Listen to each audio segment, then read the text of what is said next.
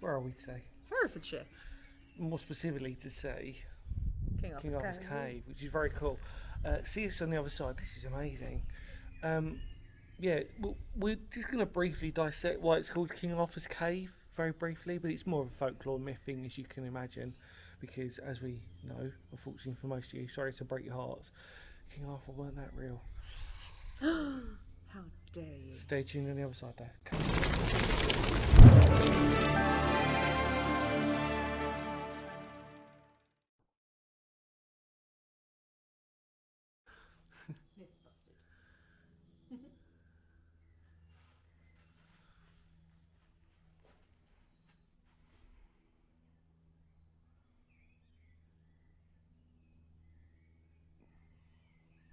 Welcome back, everybody. Before we go in, I suppose it's important that we sort of just delve into the history or rough history of it.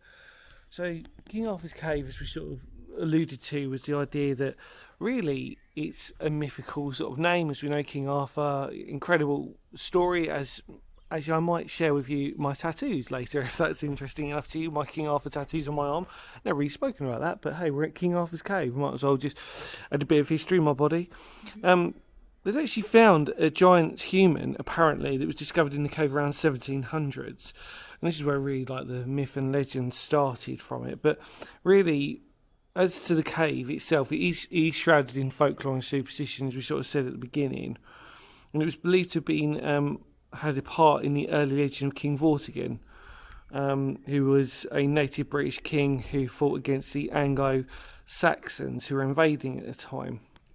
And as we know, because we're from Kent, we have a very good connection to King Vortigern, because King Vortigern had hired Hengist and Horsa, who predominantly White Horse Stone that you visited, and they were hired by King Vortigern, but they betrayed him, and then they became the early kings of Saxon England, as you would believe. And then King Vortigern fled, because he wanted basically to get rid of, like I said, the Saxons at the time, but mostly also from memory, although I've got tattoos of King Arthur and stuff, I don't really want to get this wrong, the Picts at the time as well, which were the Scots. And he wanted to hire some help, and then that was basically the story of that. And then the idea was that they betrayed him, Horsa and Hengist, and and then he fled over to Wales. And then obviously the myth really with basically King Arthur itself is basically that really it's just one of these things that really there was a book which is The Realms of Arthur, which was a Helen Hill Miller book in 1969, and it suggested a military use for the cave, arguing that the cave's recesses penetrate very far under the hill and could be a substantial force. And the other thing that we need to know as well is that we're actually very close to a hill fort as well, which is literally yonder, that direction. And you know what rumour and speculation's always like. It's very interesting to sort of like find that out really. But thoughts and impressions before we've even gone in, Soph? Pretty good, isn't it? I think really we've covered a little bit of the history enough for you. I think the most important thing now is we go in. Go on, Soph, say what you just said. I don't like caves. Soph don't like caves. Well, not when you Just can't see down the blooming tunnel. I really apologise, I've just had a massive close up of your face saying that. Feel free everybody to crop that and use it as a meme. Yeah. I don't like caves. She's from Medway, for Christ's sake. And the snort. So really what you're looking at is basically a series of chambers, and we know that actually if you look on the information board that some of these chambers were used for I was going to say hobbits. I did say hobbits. But you know, well, it was. That's the folklore. Lord of the Rings. No, what am I talking about? People who live on their own. I can't. Hermits. Hobbits. Bilbo Baggins. So yeah, he's in here, by the way. So this is just a crevasse. I'm going to get up into it though, because obviously we're here in Monmouthshire. So there you go. In Herefordshire. Where? Yeah. Oh, sorry. Yeah, we drove through Monmouthshire. Yeah, we're now in Herefordshire. I know. I've lost the plot. How beautiful is this though? And you can see the condensation from the cave. It's beautiful. Like I say, it's just a series of chambers. But originally, I think there was It's an awkward angle. Originally it was quarrying. A lot of quarrying was taking place. Almost just fell over there. Yeah, a lot of quarrying was taking place around this area. It's just littered with history. And we're also, as we're recording this, we're not going to tell you about the other thing that we're going to see, but we're going to check out something else that is also just a stone's throw away from here. We're not going to do, however, anything else. This is going to be our little treat, really. But yeah, a series of chambers. I think you should go in there and take a look at that. Do you want to take the torch? See if there's any hobbits. Any hobbits? Dear me. Yeah, you can get in there. It's perfectly safe, apart from you just slipping over then. God, jinx that. Yeah, so like I said, we're in beautiful Herefordshire, and it's wonderful around here. Absolutely lovely. Really, really beautiful. Close to the Wye as well. And yeah, it's just a series of chambers, really. And obviously we love it because really we're in that sort of heartland of folklore and superstition, really, on the border of Wales. The idea is obviously folklore, superstition takes over, stories and myths become legends, and we sort of know that this sort of all evolves into that. But I mean, when you look at these walls, this beautiful limestone, it's absolutely stunningly beautiful. Really is, and it's well worth the trip. Free parking as well, I mean, pretty cool. Carefully your footing. It's a bit slippery. So I think what we've got to do is we've got a couple more little chambers to take a look at. We've got the very dark chamber, and then we've got the alcove that just sort of goes around there. I think we'll just keep filming it like this, do you reckon? Actually, yeah, I suppose let's just go into this one, see what we get up to.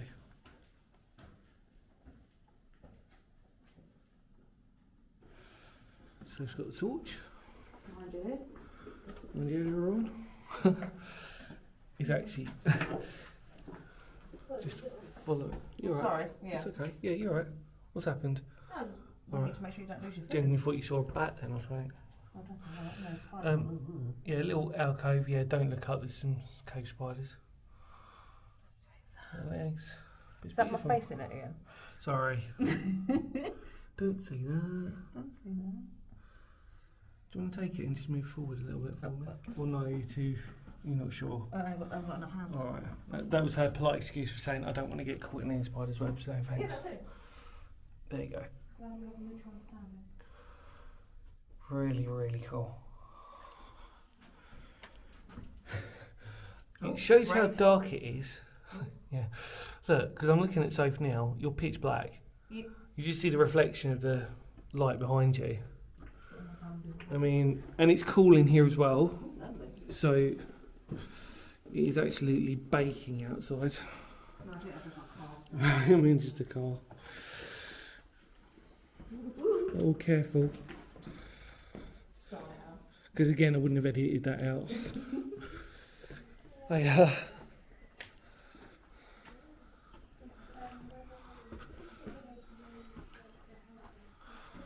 Oh well, so very, very cool, massive, massive cavern now.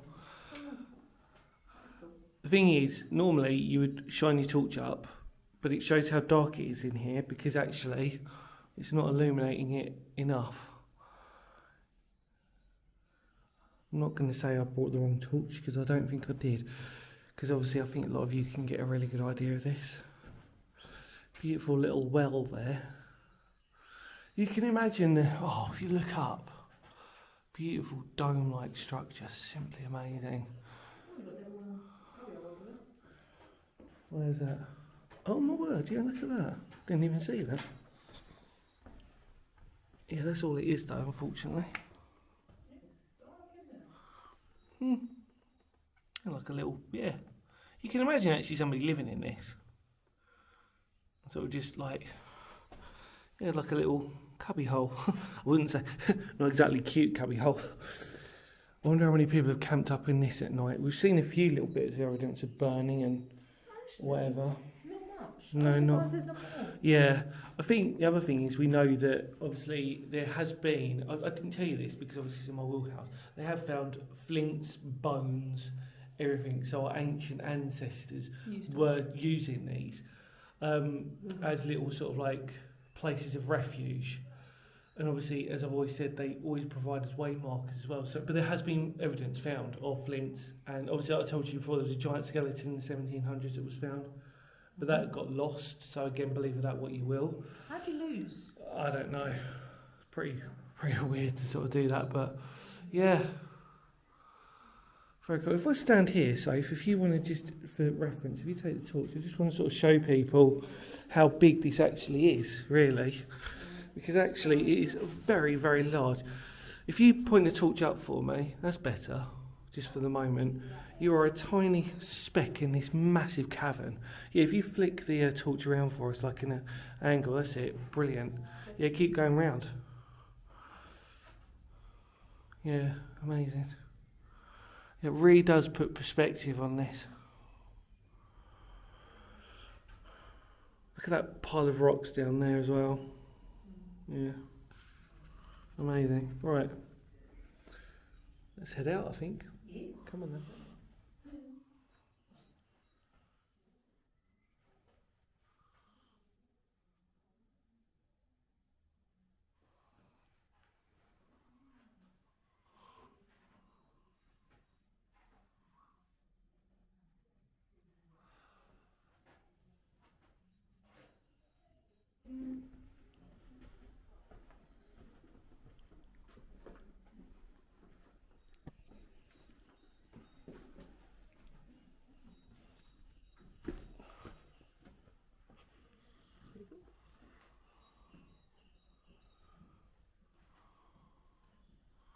Hello everybody, just a quickly break before we do anything.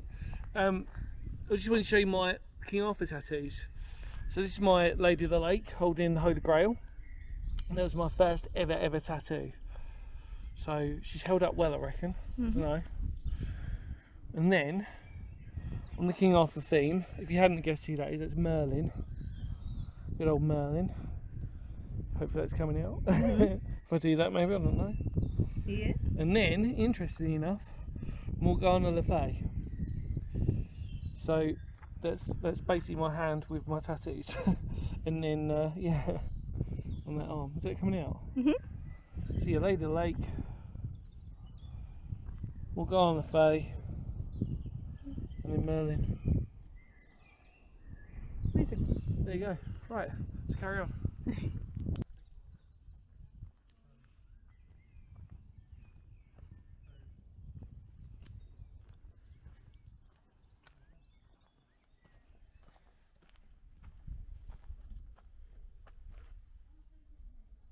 Well, everybody, I thought that was really cool.